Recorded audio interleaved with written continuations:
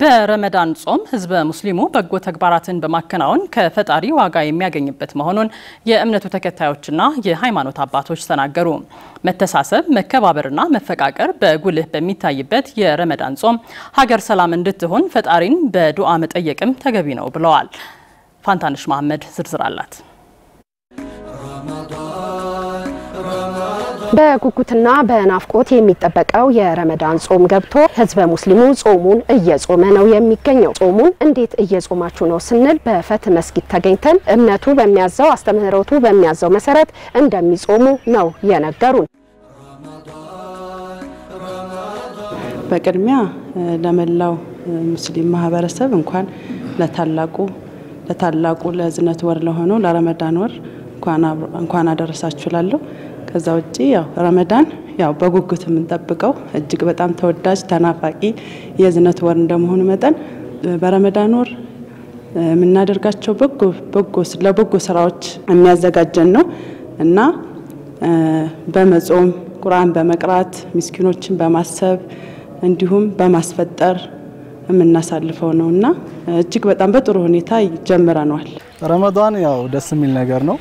ቅዳሜ ጀምረን እየጾምን ያለነው ረመዳን ላይ የሚሰራው ስራ ሌላ ጊዜ ከምንሰራው ስራዎች የምናገኘው ጥቅሙ የበለጠ ነው።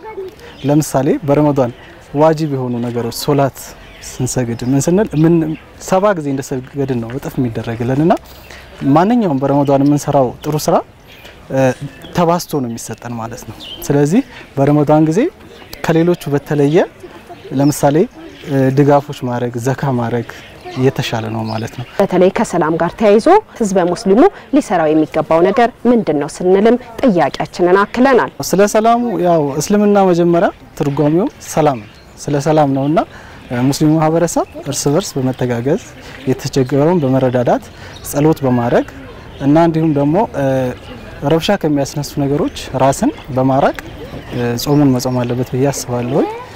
ረመዳን ደግሞ እንዳልኩሽ በርካታ በጎ ስራዎች የሚሰሩበት እንደመሆኑ መጠን ተንቀሳቅሰሽ ብዙ ቦታዎችም ትሄጃለሽ።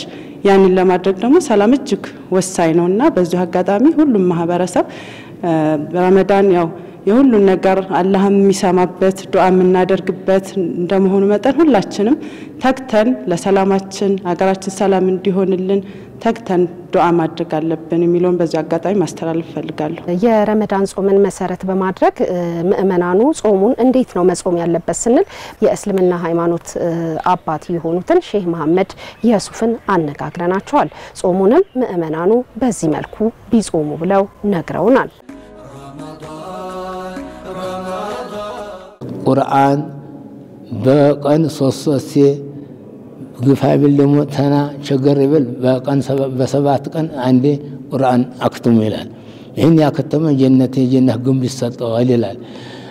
ለልጆች ደሞ ላይታሙ ሽርዱ ይሄና ገንዘብ ያላችሁን ወጪ አድርጉ ማታ አስፈጥሯቸው ይሄ ረመዳን እንዲያመልጣችሁ ተጠቀሙበትና የጀነት ሲሳየነ ኒዓማ የጀነት ግም ተሰጣላችሁ ይላል። በተለይ ከሰላም ጋር ተያይዞ ህዝበ ሙስሊሙ ሊሰራው የሚገባው ነገር ምንድነው? ሰላም ተየለ እንኳን መስጊድ ተሰብስቦ መስገድና ምንም ነገር አገሩ ሰላም ይሁን መንግስቱ ደህና ይሁን እያል ጦሎት አድርጉ።